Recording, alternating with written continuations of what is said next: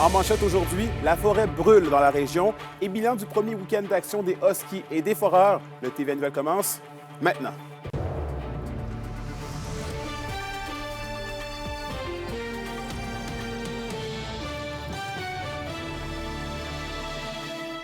Bonjour tout le monde, ici Anthony Dallaire et bienvenue au TVA Nouvelle. Plusieurs feux de forêt sont signalés en Abitibi-Témiscamingue. La SOPFEU recense 3 brasiers contenus au Témiscamingue et un autre maîtrisé dans la vallée de l'Ar. L'un d'eux aurait été causé par la foudre. La SOPFEU rappelle que le risque d'incendie de forêt demeure bien présent, même en automne. Les activités récréatives propres à cette période, comme la fermeture des chalets, la chasse ou le brûlage de feuilles mortes, sont chaque année à l'origine d'une quarantaine d'incendies. Donc, les incendies que nous avons connus dans le Témiscamingue et dans l'ouest de l'Abitibi hier, dimanche après-midi, tous maintenant contenus. Des incendies qui varient entre 3 et 6 hectares. Encore là, le danger d'incendie variait d'élevé à très élevé. On pouvait s'en attendre compte tenu du temps sec et de la belle météo qu'on connaît en ce début d'automne. Ça a été un été plus tranquille que la normale. Habituellement, la moyenne à pareille date, nous sommes à 434 incendies. Nous avons connu 333.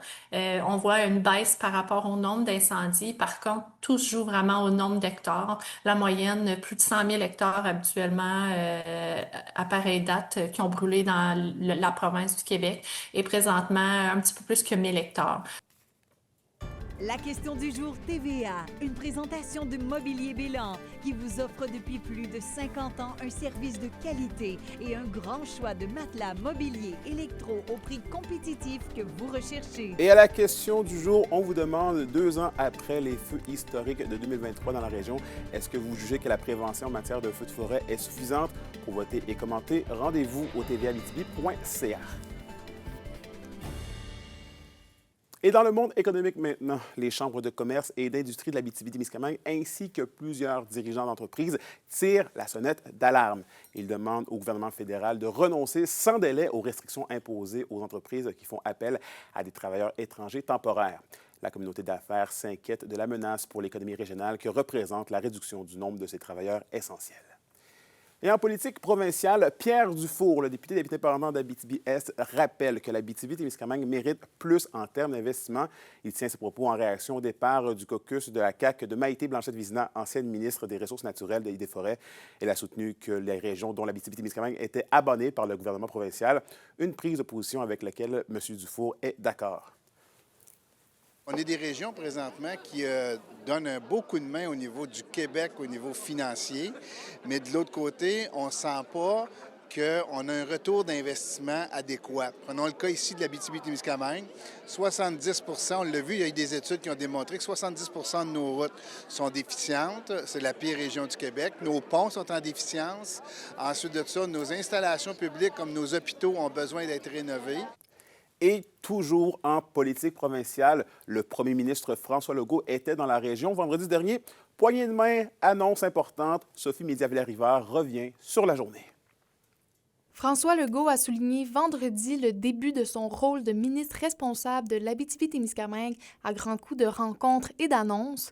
Il a d'abord discuté avec des membres de la direction du CISAT alors que de nombreux enjeux en santé préoccupent d'un bout à l'autre de la région. On devrait avoir bientôt une bonne nouvelle à annoncer pour l'hôpital d'Amos.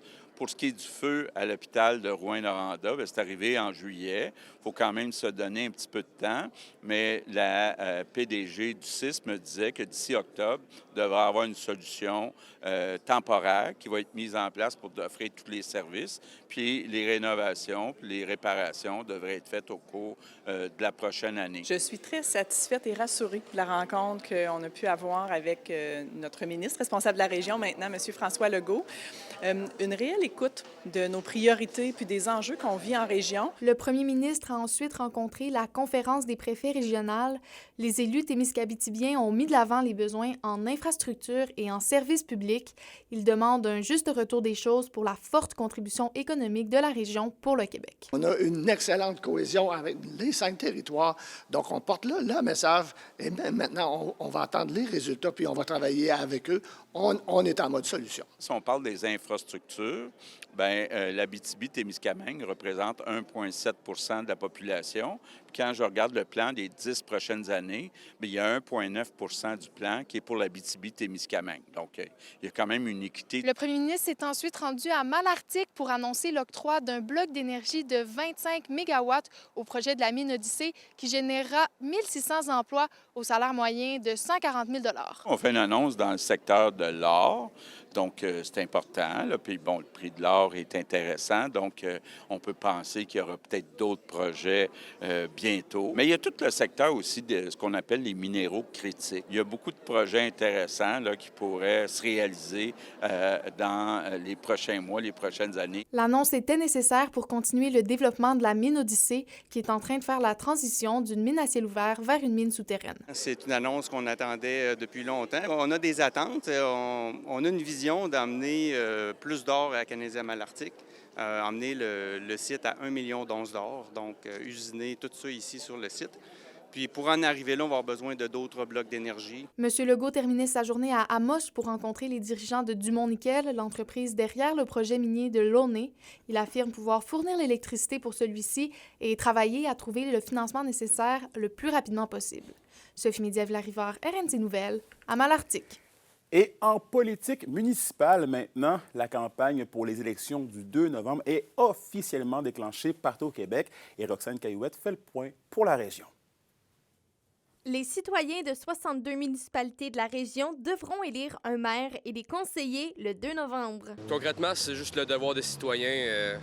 Moi, j'ai nouvellement 18 ans, fait que c'est sûr que c'est quelque chose qui m'intéresse, oui. Parce que c'est important d'être bien représenté pour la ville. Bien, j'aimerais ça que les travaux d'infrastructure soient poursuivis comme ça a déjà commencé, quelque chose que je trouve que vraiment important, là, parce que nos rues font dur. Honnêtement, non, je suis pas vraiment au courant pour la politique municipale. Des batailles se dessinent déjà. À Rouyn-Noranda, l'ancien député péquiste Gilles Chapado et le conseiller municipal sortant et pharmacien bien connu Sébastien Côté sont confirmés. À Val-d'Or, le conseiller municipal sortant Benjamin Turcotte se frotte à l'homme d'affaires Richard Boutin. À Amos, seul le maire sortant Sébastien Dastou a confirmé se représenter. À Lassar, le maire Yves Dubé n'a pas encore confirmé s'il sollicite un nouveau mandat. Et à Ville-Marie, le maire sortant Martin Lefebvre ne se représente pas, lui qui veut devenir le prochain préfet élu de la MRC de Témiscamingue. Il disait qu'une personne est intéressée pour la mairie, mais il veut la laisser faire une annonce en temps et lieu. Le président de la conférence des préfets, Jacqueline Bégin, est optimiste. Les candidatures ouvrent aujourd'hui, donc c'est là qu'on va voir, mais je suis confiant que dans les municipalités, que les postes soient comblés parce qu'il y a beaucoup de gens... La majorité des municipalités sont très, très dynamiques. Donc, les gens veulent s'impliquer.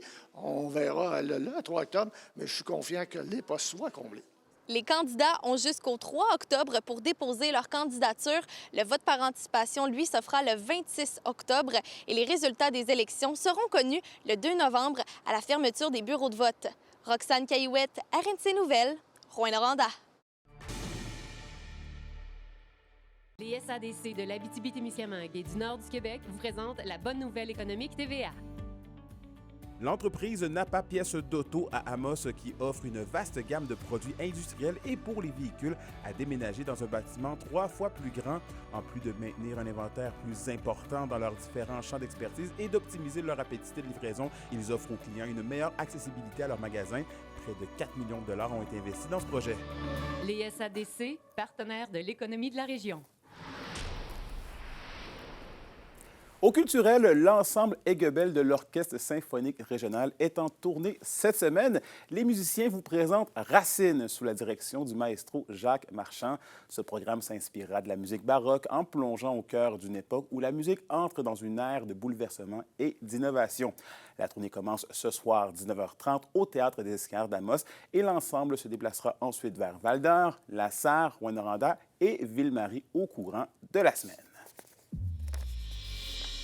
Et au sport, il y avait de l'ambiance vendredi soir pour les matchs d'ouverture des équipes de la LHJMQ de la région, alors que les deux formations débutaient leur calendrier régulier et Olivier et Léoski débutent leur saison en force.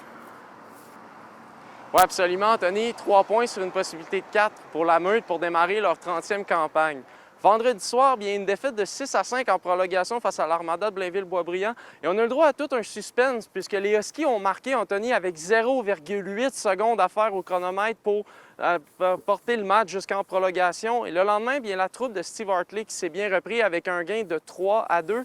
Mais ça reste tout de même que malgré ce bon départ, ça n'a pas été parfait au cours de la fin de semaine. Je vous laisse l'entraîneur-chef vous en dire plus.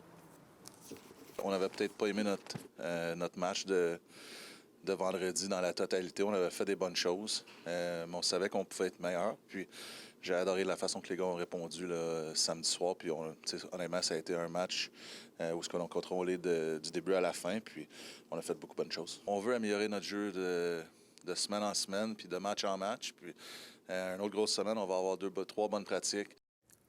Bon, une fois que ça s'est dit, Olivier, du côté des Foreurs, on parle plutôt d'un week-end à oublier. Oui, ça n'a malheureusement pas été là, à ce qu'on s'attendait du côté des Foreurs. Vendredi soir, bien, ça a été une défaite là, de 4-3 face aux Olympiques de Gatineau. Il reste tout de même que la troupe de Maxime Desruisseaux était dans le match. Mais c'est samedi, Anthony, que c'est un match qui est vraiment à oublier. Une défaite de 7-0 contre l'Armada de Blainville-Boisbriand. Et en terminant, bien, je vais m'entretenir d'ailleurs avec Maxime Desruisseaux et Philippe Veilleux par rapport là, au match que les Foreurs ont disputé cette fin de semaine. Je vous reviens avec plus de détails au TVA 18h. Pour une nouvelle importante à nous communiquer, contactez-nous, nouvelles au pluriel, @rncmedia.ca, par téléphone au 1-866-463-4636 et notre site web tvaabitibi.ca.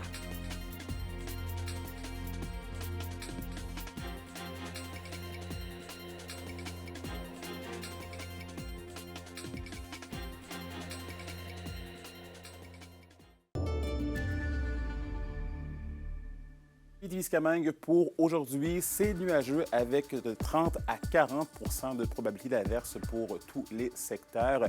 Les maximums seront entre 20 et 21 degrés Celsius. Et pour ce soir et cette nuit, minimum de 11 degrés pour l'Abitibi et de 13 degrés Celsius pour le Témiscamingue. Et voilà, c'est tout pour nous ce midi. Merci d'avoir été des nôtres. Nous, on se retrouve bien évidemment au TVA 18h pour la suite des choses. D'ici là, prenez soin de vous.